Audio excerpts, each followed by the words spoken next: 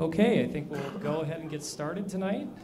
Thanks for coming out to the Hudson Library and Historical Society. I'm Derek. I'm one of the reference librarians. So we have a couple little housekeeping things, and then we'll introduce our speaker. So the first thing is, please turn off your cell phone. We don't want to interrupt the Mosquito tonight, so let's turn all the buzzing off from our cellular devices. The other thing in the back of the room, if you feel so inclined, we do have a donation box. So if you would like to, thank you. That helps defer some of the costs to bring people like Mr. Winegard in. Also in the back, we have the Learned Owl, so thanks for coming out. There's some books there. So if you'd like to purchase a copy, Tim would love to sign it and talk to you. Also in the back on the table, we have some wonderful little flyers about some of the authors that are coming up here, and here's a couple that may interest you. February 22nd, we have Charles Finch, who'll come back to the library to talk about his latest book, The Last Passenger. That's on Saturday at 2 p.m. March 5th, we have the American Sherlock book by Kate Winkler, and that is the beginning of the birth of American CSI. So that's on March 5th. March 10th, we have, let's see here, The Founding Fortunes, How the Wealthy Paid for and Profited from America's Revolution by Tom Schachman is his name, so he's going to come out for that. So there's more things listed on our booklet back there. So let's introduce the author. So tonight we have with us Dr. Tim Winegard, and he'll be talking about his latest book, The Mosquito, A Human History of Our Deadliest Predator. And he has his PhD in history from Oxford University, and he served 9 years as an officer in the Canadian and British forces. He also is the author of 4 books, numerous articles and chapters about military history, also about indigenous and native peoples. He's been on C-SPAN and has also appeared on many televised roundtables. He is a native of Canada. He is also an instructor at Colorado Mesa University as a history and a hockey coach as well, right? So let's give a big welcome to Tim.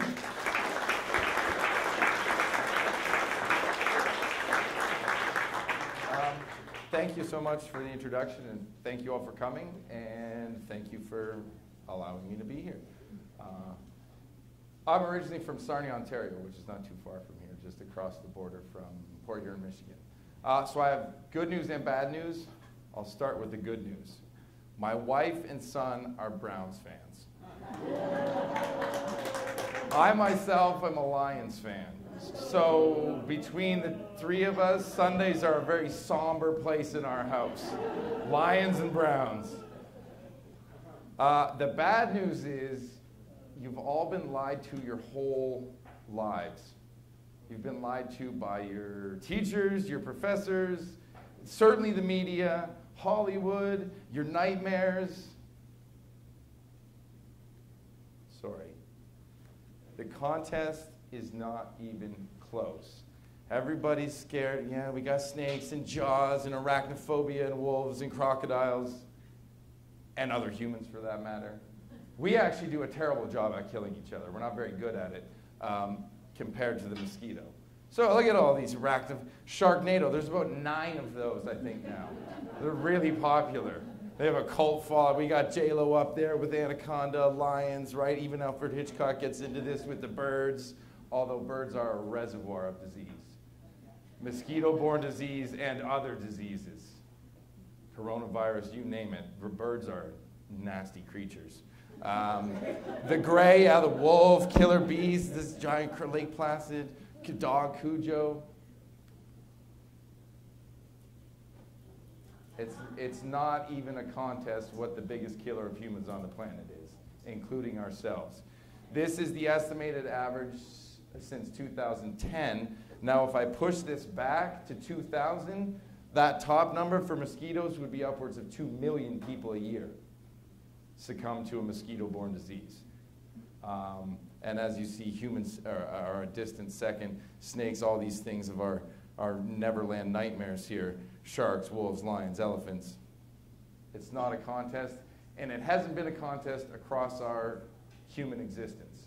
The mosquito's been around for roughly 190 million years since the early Jurassic period.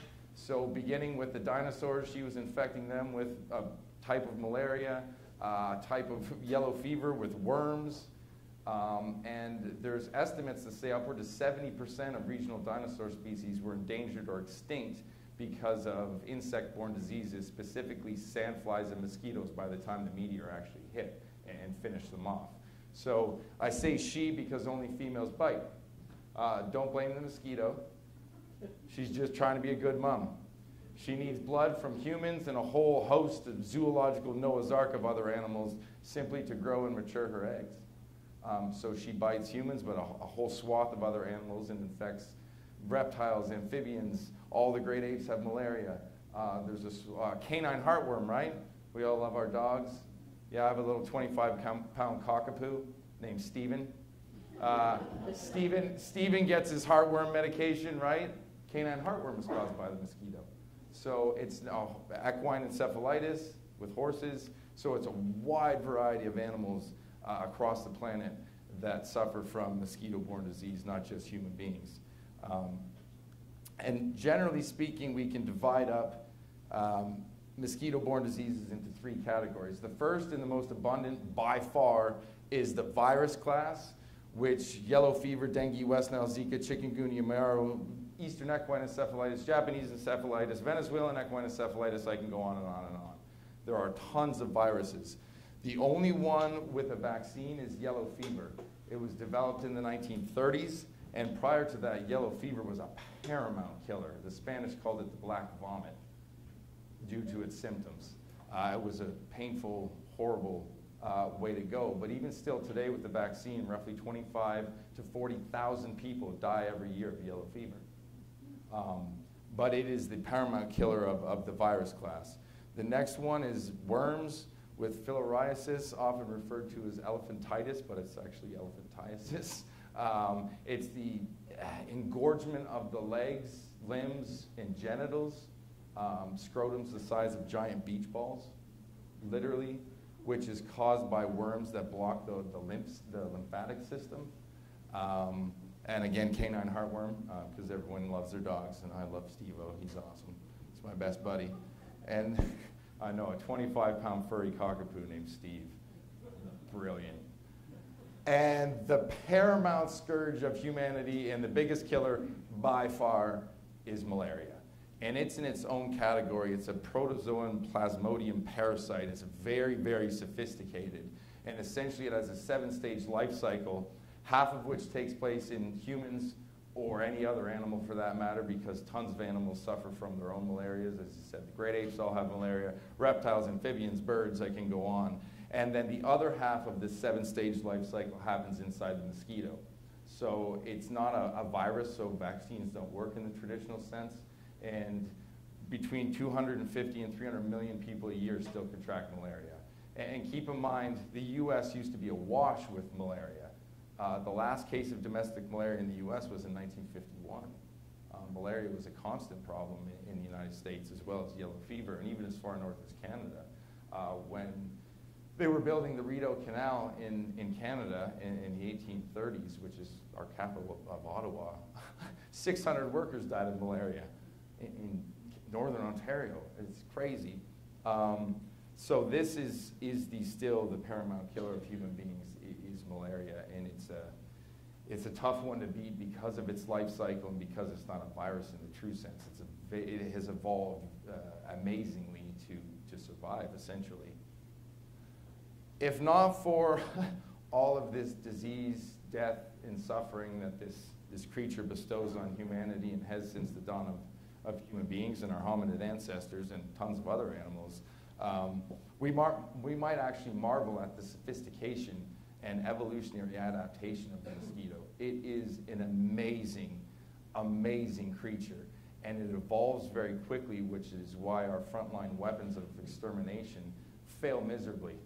And there's 100 to 110 trillion mosquitoes inhabiting every inch of the planet, except for Iceland and Antarctica. And not all of them. Of the 3,500 mosquito species, very few actually vector or transmit these pathogens. Now, the mosquito untethered from a pathogen is harmless, and keep that in mind as well. It's not the mosquito. She doesn't know she's doing it. It's these pathogens that hitch a free ride or hitchhike through the mosquito to other animals that cause so much death, disease, destruction, and misery. So the book itself is a history book. I'm a history professor. I'm not an entomologist. I'm not a scientist. I'm not a biologist. I'm not a physician of tropical medicine. I'm a historian. So there's estimates that place the death toll at 52 billion of the 108 billion human beings that have ever lived. Almost half have succumbed to a mosquito-borne disease. 52 billion. That is crazy. So the book itself looks at the historical impact of that and the mosquito's influence in shaping human history and in game-changing events. So when I get further into the presentation, obviously I can't go through all the examples in the book of why Scotland was annexed to England. It was because of mosquitoes in Panama that Scotland lost its sovereignty to England and the Greater Britain was born. There's so many examples in history where this tiny little animal punches way above her weight class and has decided the fates of wars, the destruction and rise of nation states and empires. So again, there's some science at the beginning, obviously, and there's a mix of science, but it's first and foremost a history book. So again, it is a very sophisticated animal, and as I said, if she didn't cause so much death and destruction, we might marvel at what an amazing creature the mosquito actually is. And again, only females bite simply because they need blood to grow and mature their eggs. The male, essentially the male's world revolves around two things: nectar and sex. That's it.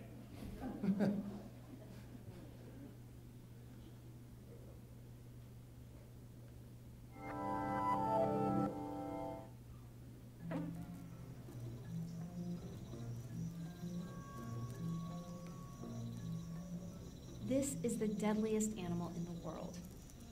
Mosquitoes kill hundreds of thousands of people each year. The most vulnerable people, children, pregnant women. No other bite kills more humans or makes more of us sick.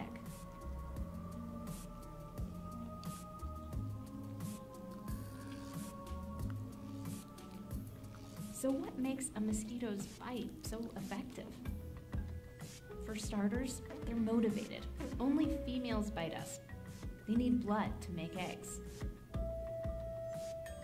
And a pool of water for their babies to hatch in. Even a piece of trash can hold enough.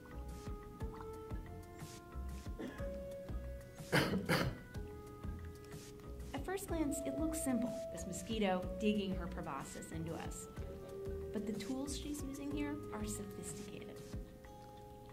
First, a protective sheath retracts. See it bending back? If you look at a mosquito's head under a microscope, you can see what that sheath protects. And inside there are 6 needles. 2 of them have tiny teeth. She uses those to saw through the skin. They're so sharp, you can barely feel her pushing. These other 2 needles hold the tissues apart while she works. From under the skin, you can see her probing, looking for a blood vessel. Receptors on the tip of one of her other needles pick up on chemicals that our blood vessels exude naturally and guide her to it. Then she uses this same needle like a straw. As her gut fills up, she separates water from the blood and squeezes it out. See that drop? That frees up space to stuff herself with more nutritious red blood cells. With another needle, she spits chemicals into us. They get our blood flowing more easily and give us itchy welts afterwards. And sometimes, before she pries herself away, she leaves a parting gift in her saliva. A virus or a parasite that can sicken or kill us. There's nothing in it for her. The viruses and parasites are just hitching a ride. But this is what makes mortal enemies out of us and mosquitoes. They take our blood. Sometimes we take theirs. But often not soon enough. Good, you're still there. These are the larvae of Culex pipiens, aka the common house mosquito here in California. Gross, right? Well, you can avoid them by emptying your rain gutters, pet water dishes too. While you're at it, subscribe. We have so many more science videos coming your way. See you next time. So as I said, these are from the temples of Ramses in Luxor in Egypt, the Valley of Kings, and they have hieroglyphs of mosquitoes. A lot of the ancients had gods that were like evil gods that took the shape of mosquitoes.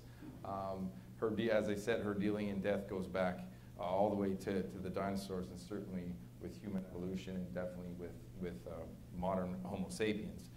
Even Steven Spielberg, the great Steven Spielberg, has lied to you. I'm sorry, Steven. Jurassic Park, right? There's a mosquito inside the amber, and it has the blood of dinosaurs. We take the blood and make an African lion safari theme park, right? That with CRISPR, the new gene editing technology, we can actually do that. The researchers at Berkeley are bringing back the woolly mammoth. For real, you'll be able to see in the zoo. I'm just curious to see what it tastes like, to be quite honest. But you'll be able to bring your kids and pet a woolly mammoth. I'll get to CRISPR at the end. Yes, there are mosquitoes encased in amber, and amber is essentially tree resin or sap. The oldest ones date back to 80 to 100 million years ago and were found in Canada and Myanmar. The one in Jurassic Park, however, it is one of the very few mosquitoes on the planet that does not need blood to reproduce and therefore does not bite. And it's a male. Steven, come on, man. Why they chose that one is it's one of the biggest and most beautiful mosquitoes. But it wouldn't have blood in it because one, it doesn't bite, and two, even if it did bite, that mosquito is a male. So he got it all wrong.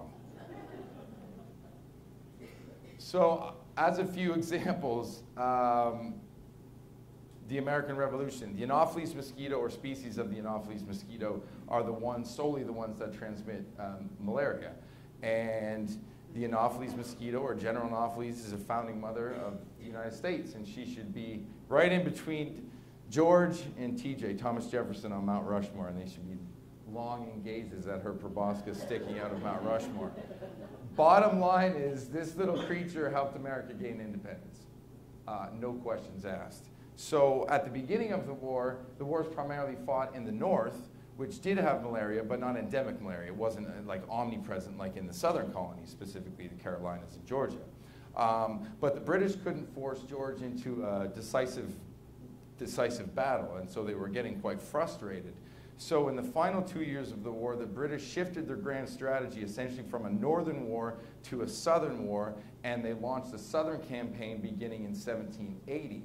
So General Clinton, who's the supreme commander, if you will, of British forces, dumps General Cornwallis in South Carolina with 9,000 troops, which was the biggest British army up to this time period. And we see Cornwallis. If you look at this map, so he's dumped in Charlestown prior to independence. That's how Charlestown was spelled. We switched it up once we gained independence. Look at him zigzagging all over the place. You say, what the heck is he doing? He says very clearly in his correspondence to General Clinton, in his diaries and his letters, that his army is being ruined by malaria. So what happens is these British soldiers, these 9,000, are predominantly from northern England and Scotland. Now, England did have malaria. It was called the Fenlands. The eastern counties stretching from the southern part of England all the way up to essentially Hull. They were called the Fenlands, or essentially marshes. And that was the malaria kind of belt of England, east of London. But these soldiers come from northern England and Scotland, which are free of malaria. So they're not what in history, or what the British called seasoned to malaria. You never get, where if you get yellow fever and survive, right, you're immune because it's a virus, West Nile or Zika or any of these. Not so with malaria. However, the more you suffer, the less you suffer with malaria, essentially. The more you contract malaria, the less severe the symptoms and the less likelihood you will die. So these American colonists had all been seasoned to colonial malaria. And then you're dumping these fresh British dudes into these southern colonies, and they are shredded by malaria. And what Cornwallis says is why he's zigzagging is he's trying to find a place free from the fever, essentially, that's destroying his army. So then he's ordered by General Clinton to hole up at Yorktown. And Cornwallis says very clearly, this is a sickly spot. This is not a good place to hole up. Like, please don't make me, you know, move my army here. And Clinton says, too bad, follow orders. And Cornwallis does follow orders. Now, Yorktown is right in between the York and James rivers. These are rice fields. This is swamp. And General Lafayette essentially chases him to Yorktown. He holds up in Yorktown. The French lay siege. George and the Americans come and lay siege. And the Mosquito lays siege. Cornwallis has about 8,700 troops when he holds up in Yorktown, and then he surrenders. And he holds up in August, right? August and September are peak malaria. That is the peak 2 malarial months. So he holds up in August, surrenders in October, and he surrenders, and he says it is clear as day, I did not surrender because of anything the enemy did. I only have 35% of my troops who are healthy enough to stand up. The rest are dead, dying, or sick with malaria. And the German Hessian commander, who's also holed up in Yorktown, but they were the British mercenaries, he corroborates this in his own writings, saying he thinks there's fewer than 1,000 British dudes who can even stand up at the time of the surrender. And Cornwallis says this to Clinton, and he says it in his diaries, and it's malaria and the Anopheles mosquito who help the independence of the United States and help win the revolution. So she stands proud as a founding mother of the United States.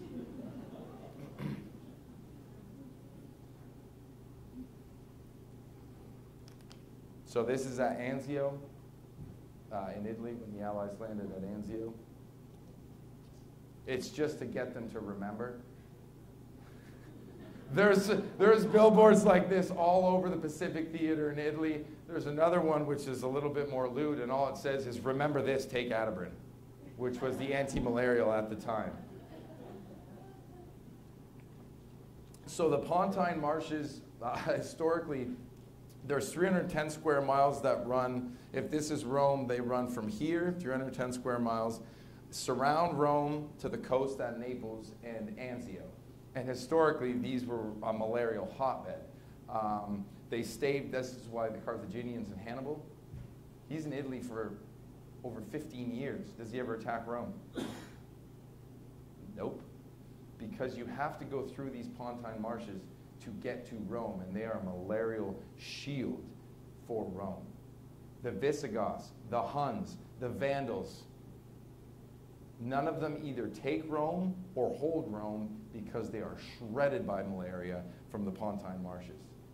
Caesar thought of it, they're right on the doorstep of Rome, so they're very fertile farmland, which is much needed in Italy. Caesar thought about draining them, Napoleon thought about draining them, and finally, for whatever Mussolini was or wasn't, he did make the trains run on time, although I think that's a myth. Prior to the Second World War, he successfully drains the Pontine Marshes. And malaria rates across Italy go down by 98%. It is one of the most successful anti-malarial programs ever in history.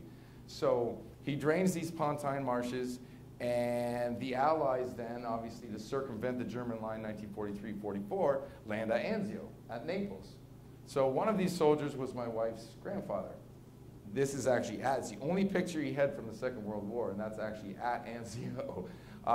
He's from Colorado, born and raised. His name's, he was a sergeant, and then eventually Sergeant Major, Rex Rainey. So Rex fought through North Africa, landed at Sicily, fought through Italy, and then landed at Anzio. So prior to the Allies landing at Anzio, German malariologists advised Hitler and General Kesselring to open the pumps, reverse the pumps, and reflood the Pontine Marshes to slow down the Allied advance. And they did this.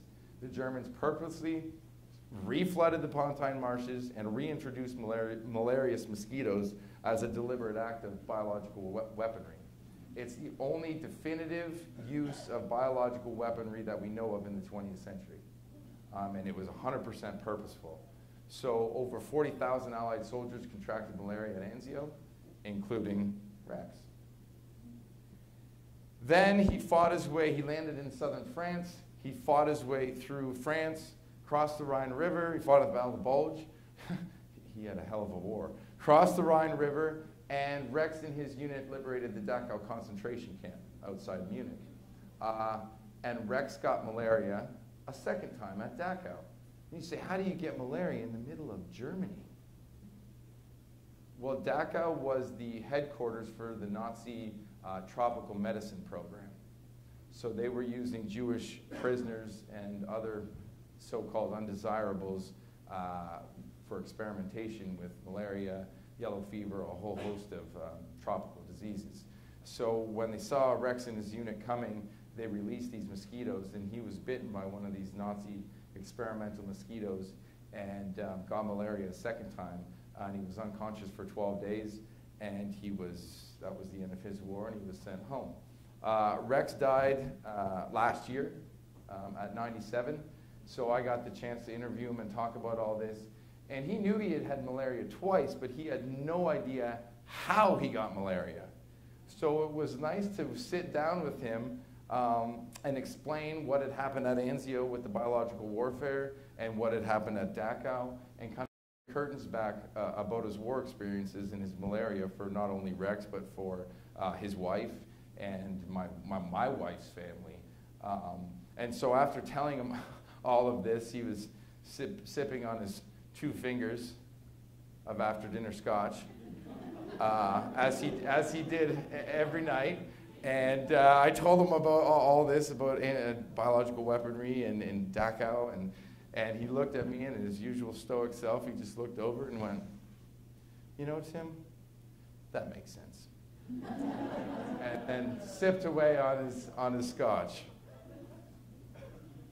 So this is actually from Anzio, the malaria program. And he remembered these signs, not this particular one, but he remembered one. It said a GI had done it himself and put it up, and it said Pontine Marshes, Pontine Marshes Malaria Company.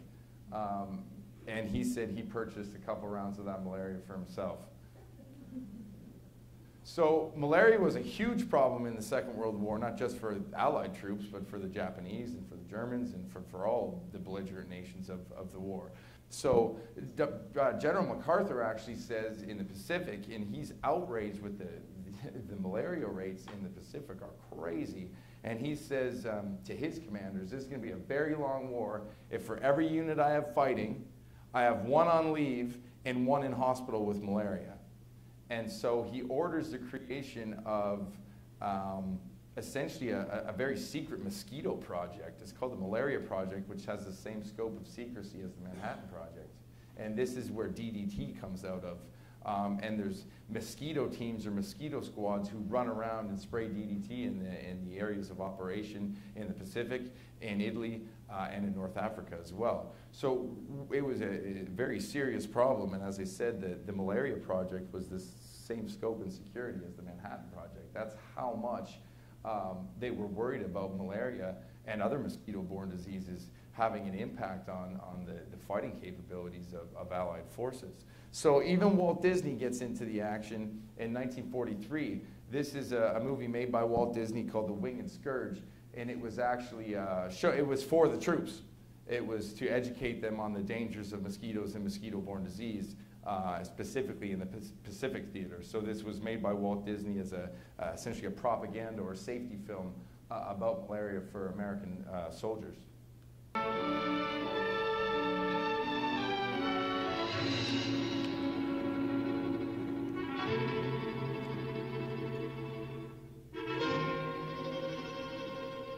Public enemy number 1, Anopheles, the malaria mosquito. Wanted for willful spreading of disease and theft of working hours. For bringing sickness and misery to untold millions in many parts of the world. See, you'll notice the U.S. here, too. It's right up to the Great Lakes. Linked to the destinies of man in a cycle of disease transmission that could not exist without either man or mosquito. Each is solely dependent on the other for the existence of the dread malaria. Anopheles is readily distinguished from other mosquitoes by the fact that she stands on her head at an angle of 45 degrees or more. This newly hatched female has not yet touched human blood, therefore does not contain malaria. But if we follow her, we'll soon learn how she becomes a malaria carrier. Like all thieves and killers, she works best under cover of darkness. It's about a half an hour long, and we get the 7 dwarves are in it, and Dopey's running around with one of those sprayers, and the commentator, the narrator, he's like, "You get that mosquito, Dopey," and Dopey's going like flying around trying to kill this mosquito. It's quite humorous. But there's another famous person, and his sole job for special services during the Second World War was to do anti-mosquito or anti-malaria propaganda for the U.S. military. He was a captain in special services, and his name was Theodore Giesel. You all know this person. It is Dr. Zeus. And he used his Dr. Zeus-like this is before he's Dr. Zeus, but his drawings are the same, and this is Anne. She drinks blood. Her full name is an Anopheles mosquito, and she's dying to meet you. And there are hundreds of these that he did for the Malaria Project with propaganda and magazines and posters to educate GIs on mosquito-borne disease. This is just one. Now, the funniest pamphlet is it's about 36 pages long. You can find it it's readily available on the internet. It's called "This is Anne, She's Dying to Meet You." And basically, throughout the story, Anne is portrayed as a local village woman of the night who feeds on unsuspecting and unprotected GIs. And it is hilarious. Very sexually explicit and lewd, but also very, very humorous the way he depicts Anne in this particular one. This is from that 36-page pamphlet.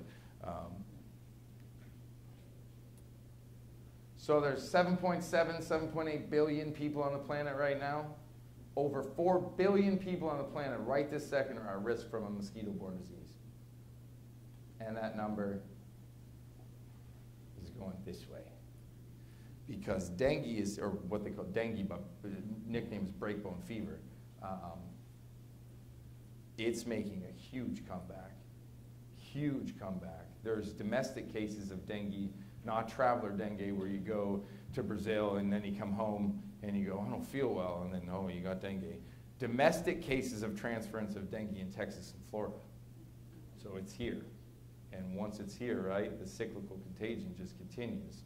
Zika, West Nile, Eastern equine encephalitis made a big comeback this summer, especially in Michigan, parts of Connecticut, like the northeast part of the United States. So we're seeing an increase in certain mosquito-borne diseases, so an emergence or re-emergence of specifically the virus class. Now, thankfully, on this hand, malaria is the biggest killer. Every year, malaria rates are being reduced globally, and that's due in large part to the work of the Bill and Melinda Gates Foundation.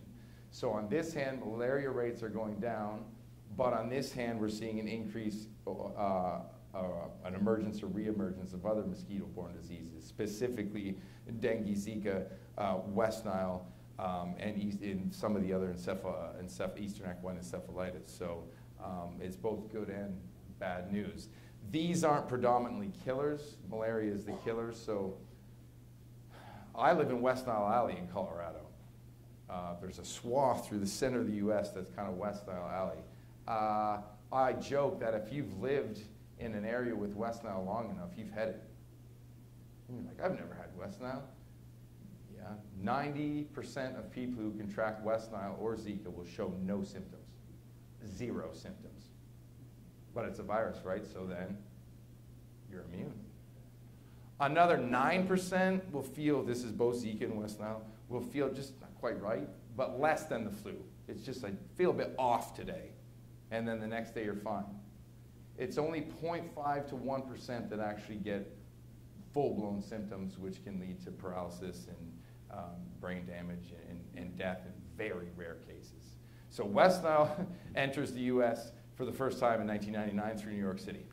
So West Nile's been in the U.S. for 20 years. Guess how many people in total in the United States have died of West Nile in 20 years? 2,200. Total in 20 years.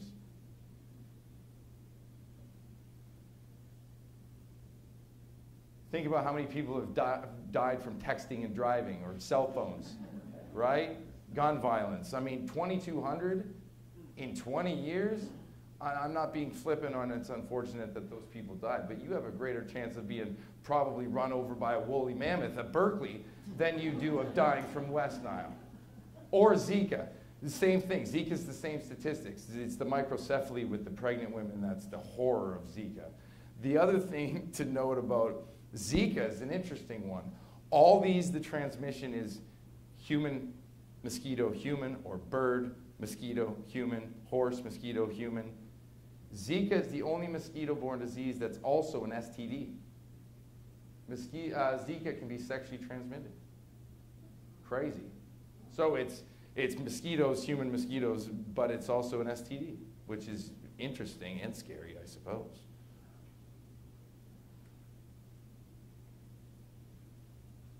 This is specifically the Aedes aegypti mosquito, which carries yellow fever, Zika, dengue, can do West Nile, filariasis. It's the bad one.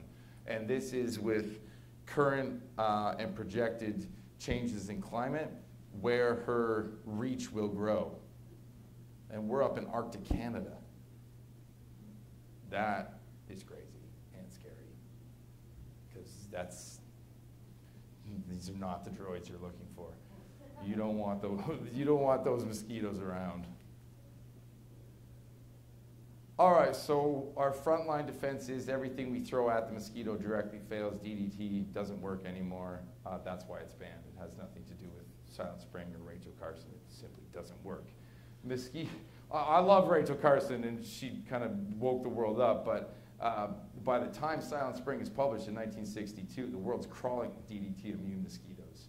It takes anywhere from 2 to 20 years for, depending on the mosquito species, for it to become resistant to DDT, where it's just like, thanks for the shower. The average is about 7 years. So, and it's also not, DDT is a miraculous mosquito killer. Why don't we have malaria in the US anymore? DDT. DDT is a miraculous mosquito killer. It's the environmental degradation and the human cancers caused by DDT has nothing to do with its surgical use for killing mosquitoes. It's made agriculturally, commercially available in 1946. And so what do farmers do? They pave paradise with DDT, right? Joni Mitchell. It's the agricultural carpet bombing of DDT that leads to all the environmental problems and human problems. It's not the surgical use of DDT as a mosquito killer. But because we carpet the planet in DDT, mosquitoes, they evolve so quickly they just become immune. So there's two options: is we tackle the pathogen itself, right? We tackle dengue virus, we tackle the yellow fever virus, which we did, has a vaccine. We tackle filariasis, which we have a drug for now. It's very cheap, although 120 million people still contract filariasis every year, even though the drug to get rid of the worm costs about 2 cents. So we tackle the pathogen, or we tackle the deliverer, which is the mosquito. We probably will be able to tackle a lot of these viruses in due course with true vaccines, like yellow fever or polio.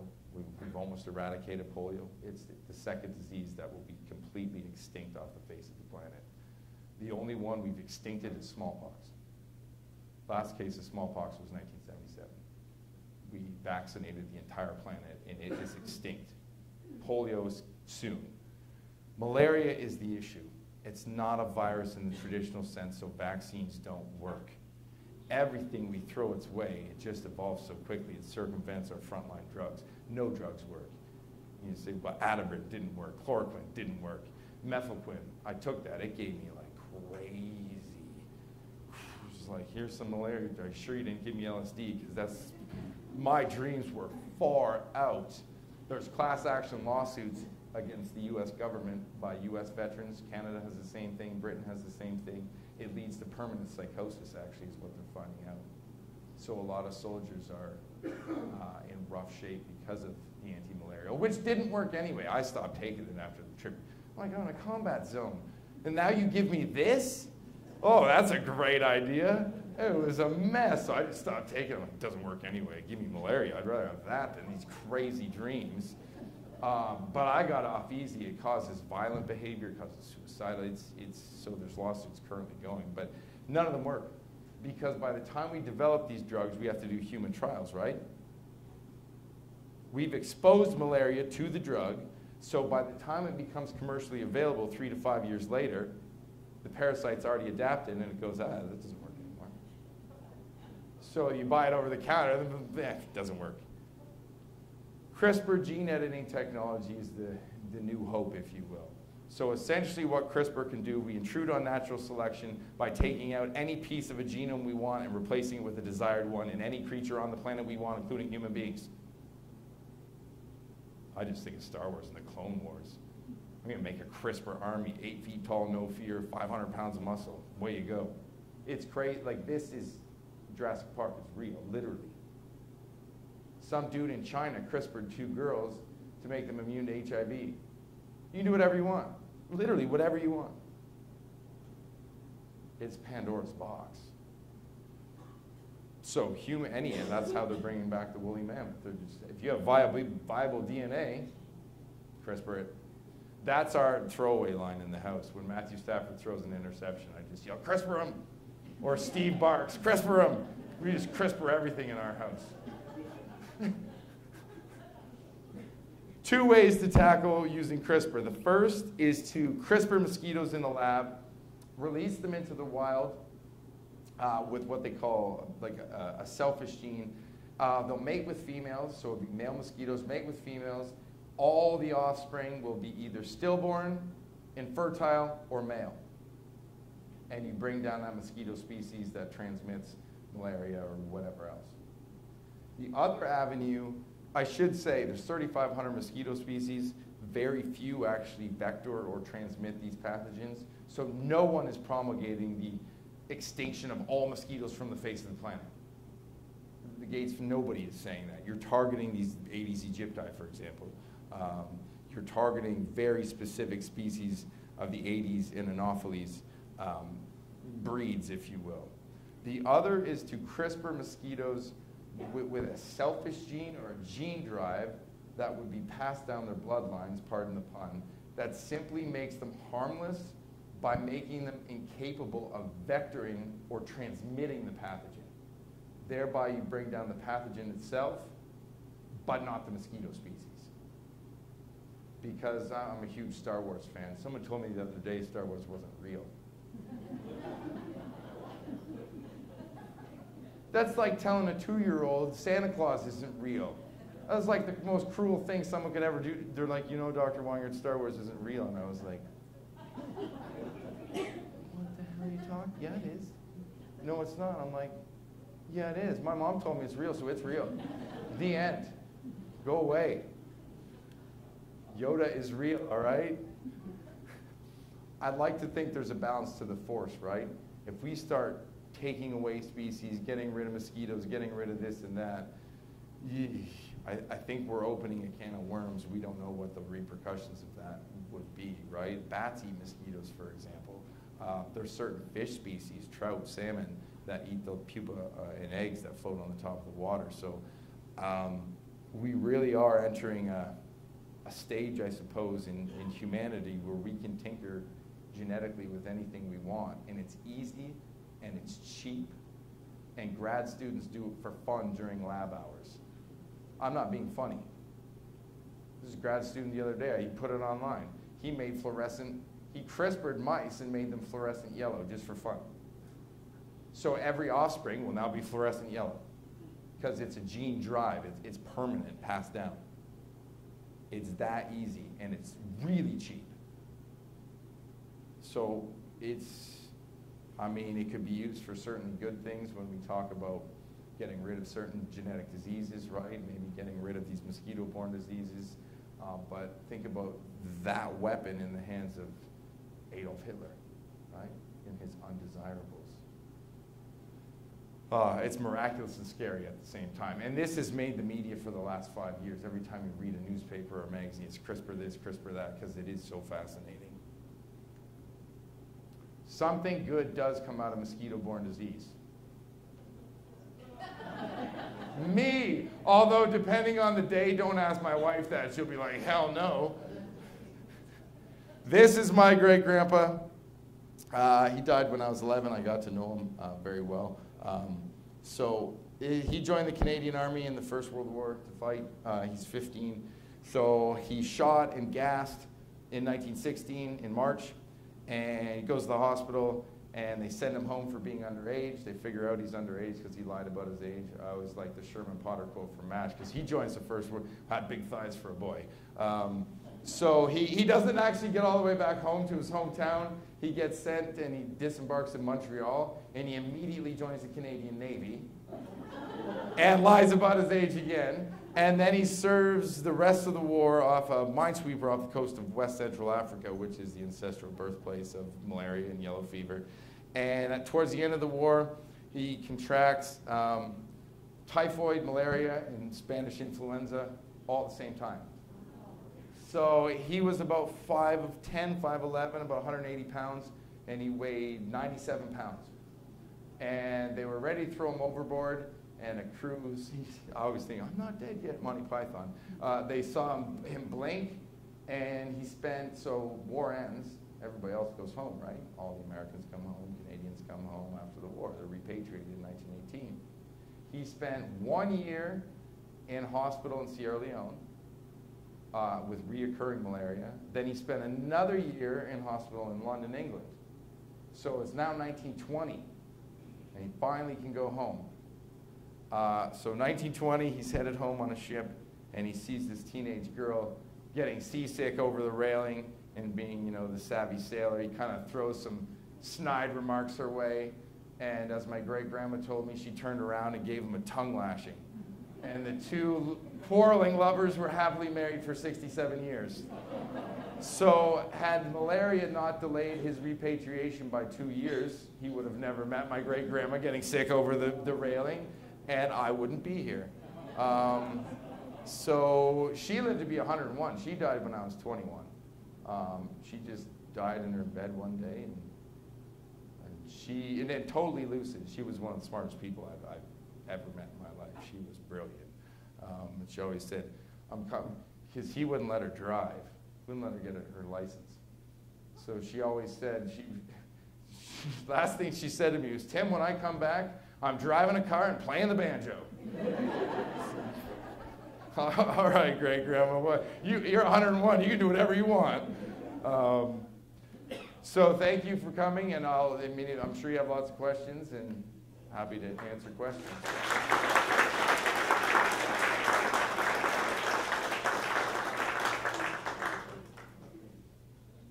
How does malaria kill people? What does it do? So, it eats your hemoglobin inside, it invades your blood cells, eats your hemoglobin, and then when it reproduces, it bursts out of your blood cells with more malaria, essentially. It robs the body's ability to transport oxygen eventually. So when you have fever, chills, the usual cycle of fever and chills and sweats, and then eventually your organs start to shut down, and then you get cerebral malaria, which is the swelling of your brain, and you die. It takes a couple weeks usually, though. It's not instantaneous. And your fever spikes depending on, there's 5 human forms of malaria. Depending on the type of malaria, the fevers are very strict, and that's the reproduction cycle that's happening inside your blood. So every time it's in your blood cells feasting, you don't feel sick or you don't have a fever. Every time it reproduces inside there and bursts out of these again, that's when the fever spikes. But then it has an asexual form that's picked up by the mosquito to continue its reproductive stages inside the mosquito. And then it has another form that hibernates in your liver, which is why a couple of the 5 human types of malaria, you don't even have to get bitten again it comes out of your liver, and then boom, you get a relapse of malaria 3 years later, 5 years later.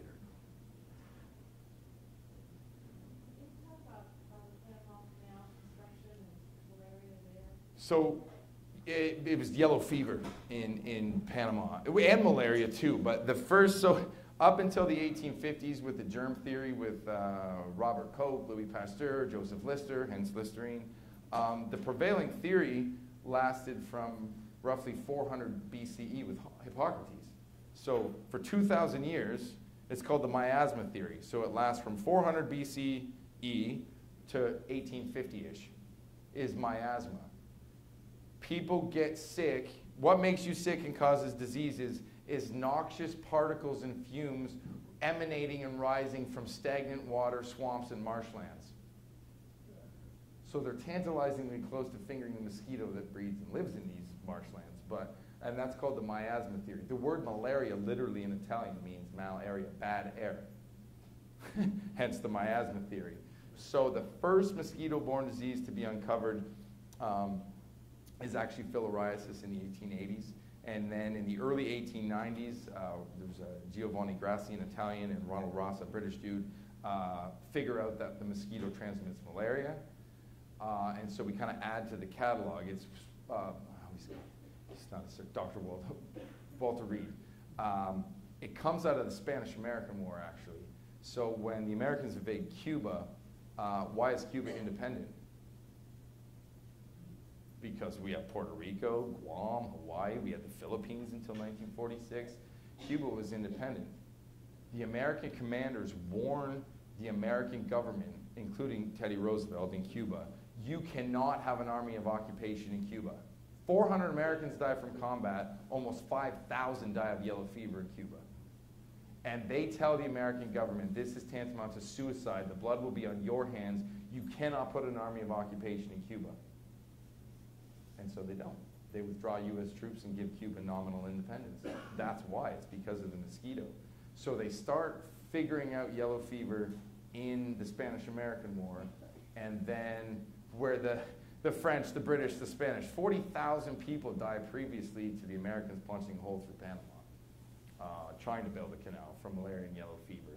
That's a guy in Panama, it's Walter Reed and a guy named William Gorgas, another American army doctor, who figure out that mosquitoes cause yellow fever, and then they start clear-cutting trees away from the canal zone and spraying kerosene along the canal zone to stop the eggs from hatching.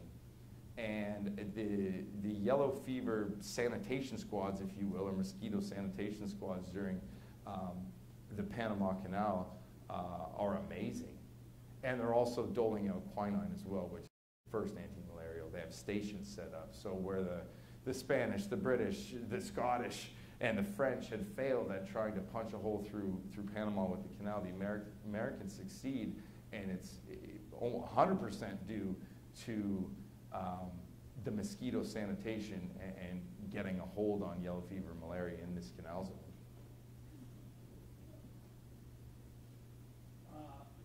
Dengue fever, what are its symptoms, and is global warming causing it to come north? So first one, global warming, it is real. I'm sorry, it is. The Earth naturally warms and cools on its own. So whether you believe we've done anything to help it, that may be debatable. Whether or not the Earth warms and cools, it's done this forever. Maybe we have had ice ages, yeah. Well, we have hot ages. It does this. It has forever. We're on an upswing. How much worse we've made it by greenhouse gases, that's debatable. Is it this much worse, this much worse? I don't know. I'm not a climatologist or whatever they're called. We are seeing mosquito species that have previously only been in this much away from the equator, and now they're doing this. And they're also going into higher altitudes as well. So it's not just expanding their range north and south away from the equator as the world pockets warm up to where they can live because they're cold-blooded, so they're temperature dependent. They also can go into higher altitudes. The Aedes aegypti is one of them. They just found it in southern Ontario, where I'm from. What the hell is the Aedes aegypti doing in southern Ontario? It's never been there before. it can survive there now. How high up does a mosquito typically fly, though? If you live in- They can fly 1,000, like upwards of 1,000 feet. what is typical? They usually, depending on the mosquito species, different mosquitoes behave differently, different mosquitoes fly differently, different mosquitoes bite ankles, bite heads. There's so many variables to that specific mosquito. So for example, Anopheles mosquitoes feed close to the ground and they feed at dusk. Not all mosquitoes just bite at dusk or dawn either. A lot of mosquitoes are day feeders. There's a whole slew of factors. Generally, it's like 200, 400 meters, but they can go thousands of feet in the air. So you know how you have bugs droning over your head and you walk and they follow you and you get all paranoid, like, am I imagining? And it just stays. You should be honored. Those are all males. You should be honored. The males pick a feature. It could be chimneys. It could be a telephone pole. It's humans. A prominent feature. And what they've done is picked you as a swarm marker. So they swarm and they fly around and females come in, mate, and leave. So there is mosquito swarms that they look like a tornado funnel cloud, 1,000 feet into the air from the ground of a mosquito swarm marker, basically. So you're not paranoid and you're not imagining they are following you. But it's an honor. They've graced you with being their breeding marker. So males mate numerous times. Females only mate once. They fly in, they mate, they get the sperm, they store the sperm, and they piecemeal it out for each separate birthing of eggs. It's actually quite remarkable. What are the symptoms of, sorry, to finish your question, dengue? Rash, fever, and I've had friends who've had dengue, and they say it's like someone is slowly screwing nails or screws or vice grips on every bone and joint in your body, and slowly squeezing. It's not a paramount killer, which is a good thing, but it's Dr. Rush, actually, my founding father, who named it breakbone fever. That's his name for dengue. So the symptoms are excruciatingly painful. You don't want it. Even though it's not a killer, you don't want it. Yeah, you mentioned that the mosquitoes have killed billions of people over the years. If they had done that, wouldn't we have an extreme overpopulation at this point? Maybe not able to survive? People say, well, what's the purpose of a mosquito other than to just procreate? They're our top predator, right? Even more than humans. So obviously Thomas Malthus would say it's a Malthusian check on uncontrolled human population growth. It's the only thing on the planet that keeps us in check and has forever, essentially. So there are people who argue that we shouldn't get rid of mosquitoes because it's the Malthusian check on uncontrolled human population growth. I'm not picking sides, by the way. I'm just laying it out here. I don't have an opinion on this. The other side is that morally, if we could, obviously keep people alive and get rid of these diseases, we should. I don't pick sides. I'm just delivering the opinions. I'd be a great politician, right? I don't pick sides. Yeah. What makes mosquitoes bite one person over another, and what kind of repellent do you use? Oh, they don't like me. I don't get bit ever. Well, not ever. I get like one. All right. There's a lot of mythology and truth to whether mosquitoes like some people more than others. They do. But they prefer females over males. That's a myth. They prefer blondes and redheads over people with darker hair. Myth. The darker or more leathery your skin, the safer you are from the mosquito. Myth. So all myths, that's garbage. I saw it on the History Channel, so it must be garbage. All that's on that is garbage. Aliens, man, aliens did it all. Aliens and big feet, that's all that's on the History Channel. What happened to the history? Oh, aliens did everything.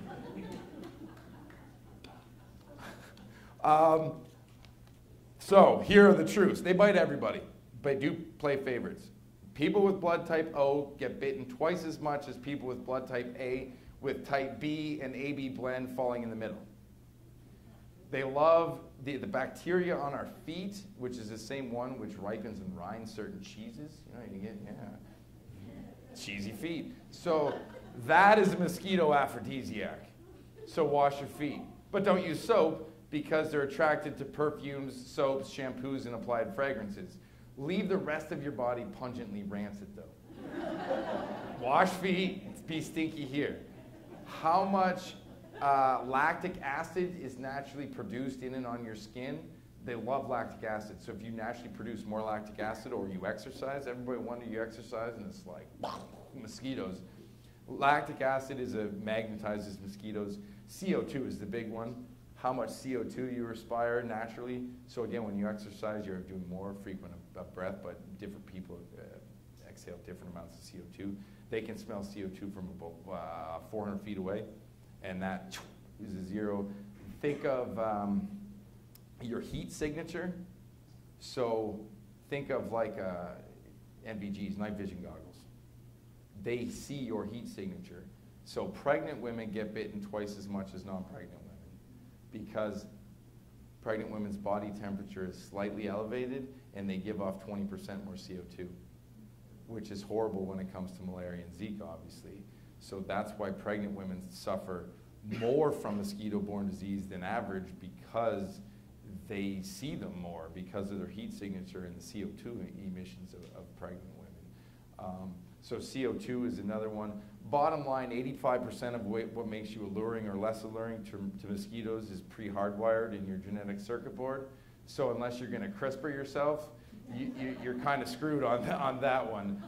Beer drinker, everyone's like, don't say it. Yeah, beer drinkers, they're attracted to beer drinkers because when you drink beer, you produce more CO2 and lactic acid in your skin.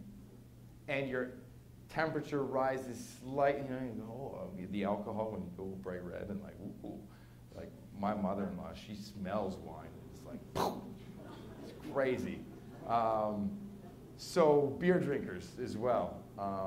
But as I said, most of it, whether it's blood type, CO2, lactic acid, bacteria on your feet, it's pre-hardwired in your 85% is pre-hardwired in your genetic circuit board. What works? DEET is pretty much the only, the coils, the citron. Oh, by all means, light citronella candles. I think they actually do the opposite. They attract mosquitoes. DEET is the only thing. But think about, remember, your skin has pores and it absorbs what you're putting. I don't use any of it because I don't get bitten. Like my sister, blood type O, she's here. She'd have 100 mosquito bites and I'd have one. Like standing side by side. They just devour her. In the Arctic, they bite caribou at a rate of 9,000 bites per minute.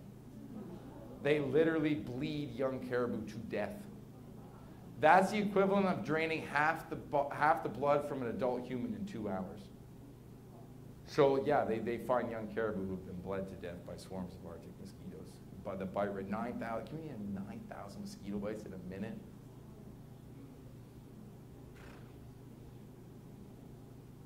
You're saying there's no safe and effective anti-malaria drug anymore? Right now, it's called artemisinin. They're called ACT combinations. So because the malaria parasite has so many different stages of its life cycle, what happens is, well, even ACT. So artemisinin comes from wormwood. It actually was discovered as an anti-malarial by the Chinese about 2,000 years ago, and then it was forgotten. And then they rediscovered it during the Vietnam War at the behest of Ho Chi Minh, because the Viet Cong were suffering, and the North Vietnamese army, from malaria, as were the Americans. So they set up Project 523 in 1972, and the scientists started going through old traditional Chinese medical books and rediscovered artemisinin, which comes from wormwood.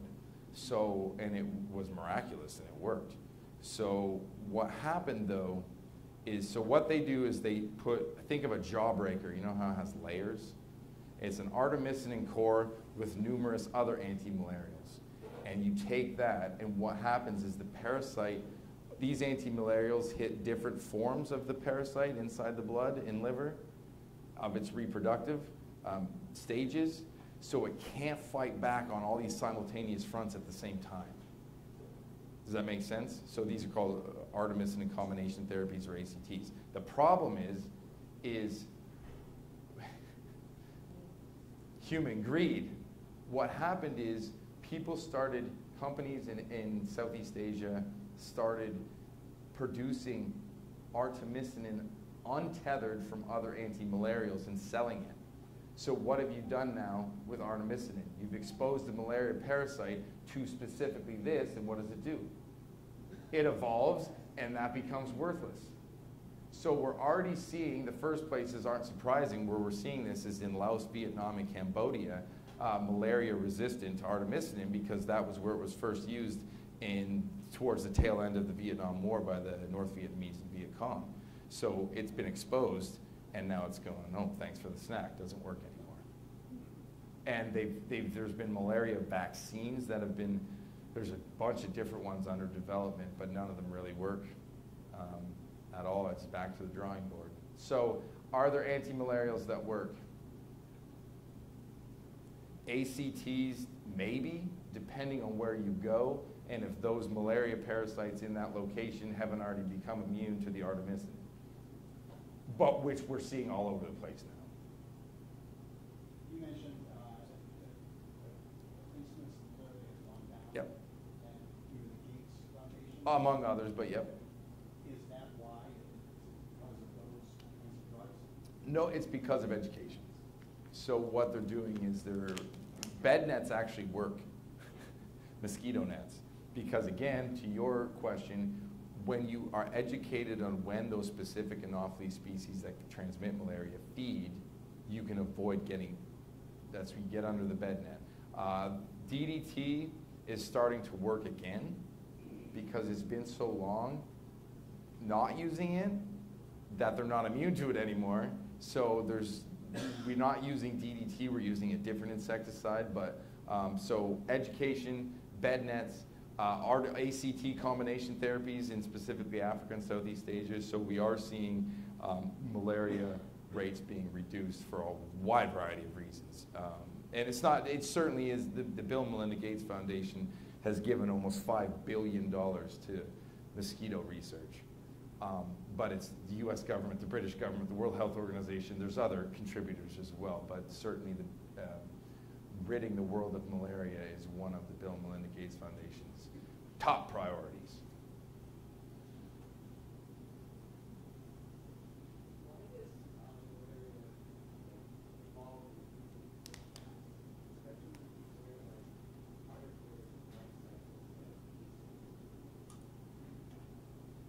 The asexual form. Why does it reproduce and evolve so fast?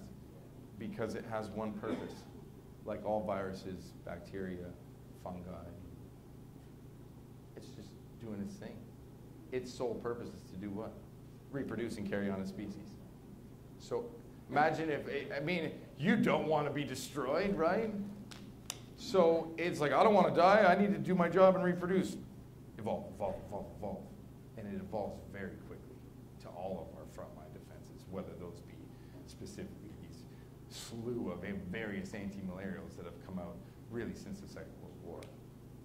That's why viruses evolve, why everything evolves. They're just doing their job to carry on their species and reproduce. They don't know they're killing us because we've already helped them reproduce by the time it kills us. They can script us to help them reproduce, right? When you sneeze, when you cough, when you have an open sore and touch somebody else, those are all ways in which we're helping these pathogens reproduce.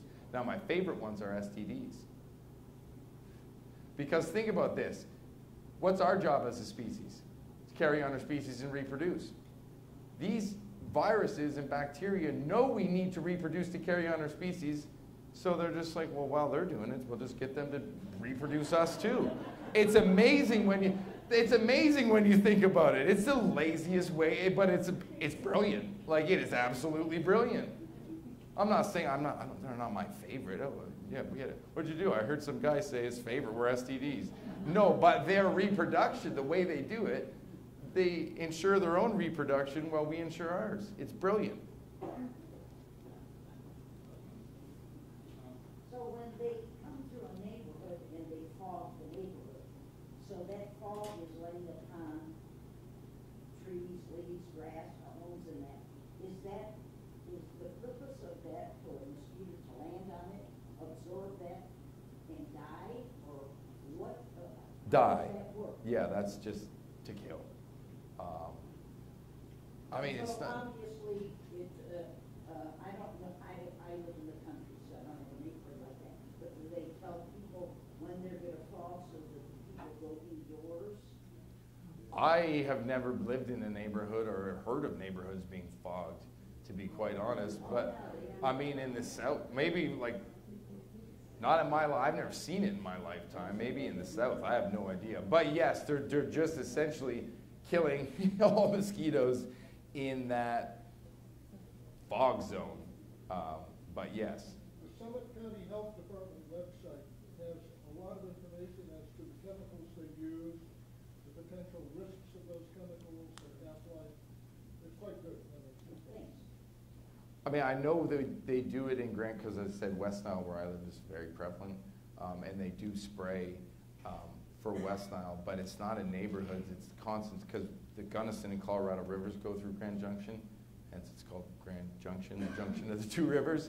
They spray along the rivers and those breeding grounds. Not in. I've never seen them spray in neighborhoods in Grand Junction, but I suppose it's where they breed. That's where they're targeting. So if they're breeding in your neighborhood, yeah, they're going to spray there.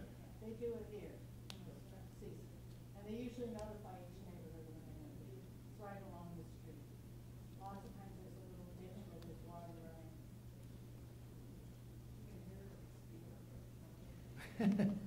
Better than hearing mosquitoes coming. The mosquito has this unique mechanics, and there is this unique mechanism to transfer things from humans to birds to other humans. What limits things that can prevent that? Those pathogens. It's not that the mosquito doesn't do anything. The pathogens have evolved to use the mosquito to help them reproduce, essentially, or catch a free ride, right? So when you looked at the mosquito, the way it bites is there's six needles, right? Electric carving knife saws in, retractor, straw, suck the blood. Other sixth one is the pumping in the anticoagulant to keep the puncture site open. So there's no blood exchange. So I remember when HIV first, everyone was like, oh, you're going to get HIV from a mosquito bite. It's not possible given how the mosquito bites, but the HIV is virus. I always love people say HIV virus.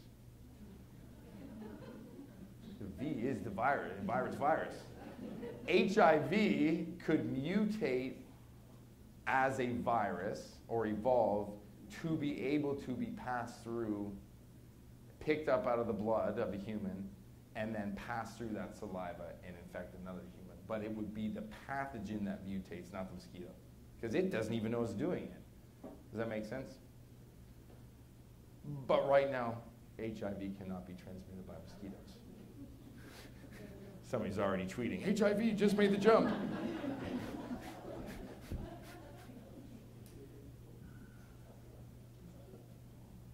Oh, yeah. Are there any new developments on looking at a pathogen for the pathogen?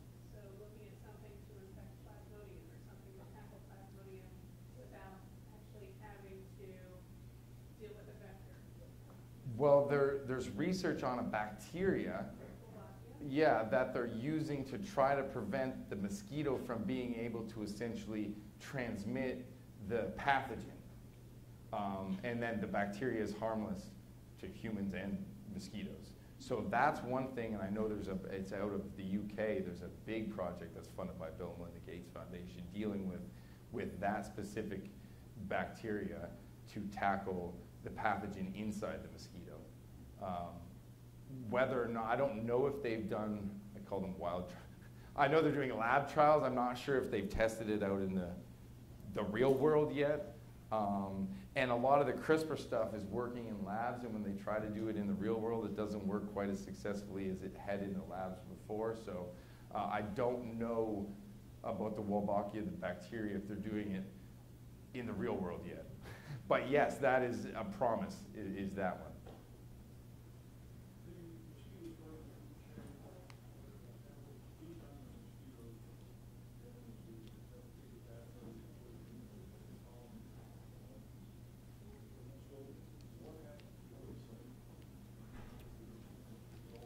Well, again, keep in mind of the 3,500 mosquito species, very few. Nobody is promoting the eradication of all mosquitoes.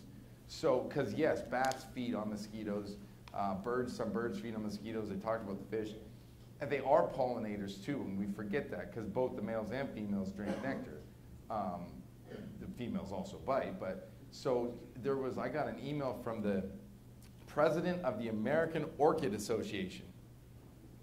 And he wanted to tell me that if we got rid of certain types of orchids are only pollinated by mosquitoes. So if you got rid of these certain mosquito species, the butterfly effect would be, these orchid species would become extinct. So they are pollinated. They're not like pollinators like bees, but to that extent, but they are pollinators, and I need to take his you need to tell people about orchids. He was an orchid lover, obviously. Orchids. I'm like, okay, fair enough. Thank you for educating. I didn't know that, but I'll make sure I share it. So that's what I meant by the balance to the force, right? We don't know what would happen if you start tinkering and taking species out and replacing them. That could get nasty. We're already our own worst enemy a lot of the time, so. Yeah.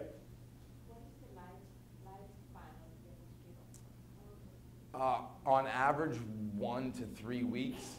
They can live for up to 5 months, but that's extremely, extremely rare. It's 1 to 3 weeks on average. Again, different species live longer, but 1 to 3 weeks, unless you get it first. It's quinine that was used by the British. Is that effective or? Not anymore. The first quinine resistance to malaria was discovered in 1910, but keep in mind we only discovered mosquitoes transmit malaria in 1893. So quinine's been used since the mid-1600s, and it's actually from a tree from South America that grows in the Andes, and it's brought back to Europe. So it's a new world, if you will, treatment for an old world disease, and that's where the gin and tonic comes from, right? Is the Brits mixing their quinine powder with tonic water, and then adding gin to cut the bitter taste of the quinine. And that's what they claimed, I'm sure. It's like, yeah. So quinine resistance probably showed up way before the first definitive case in 1910, and now you still see Canada Dry tonic water contains quinine. I think it's just for the taste at this point, but yeah.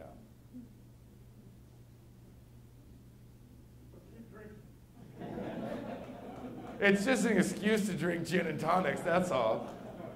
But that was created in India by the British diaspora to combat malaria, because there was actually, to rule over the continent of India, there was a very small amount of British civil servants and even British military in India ruling over a ton of people in a vast country.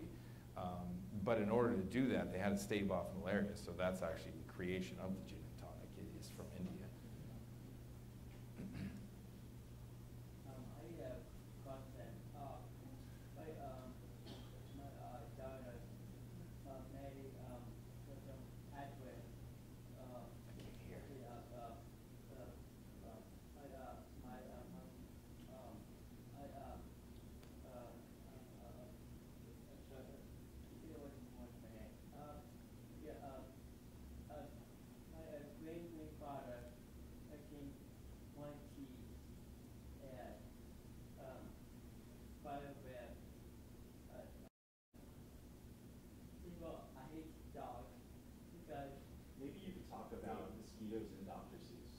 And Dr. Seuss. Yeah.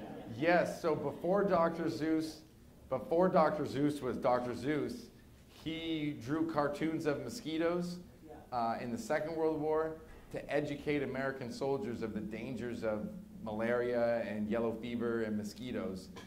So he would draw his cartoons of mosquitoes for like comic books for the troops, so they could learn about mosquitoes and malaria and not get bitten.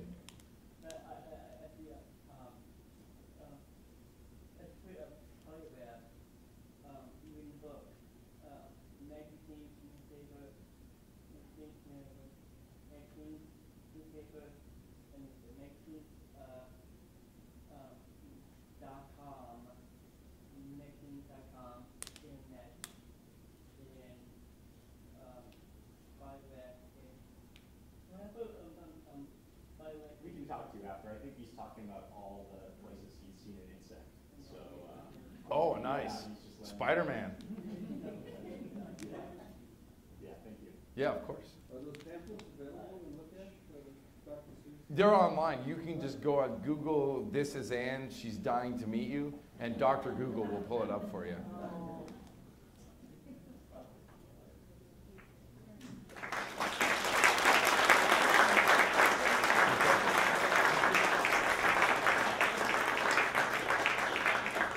Thank you.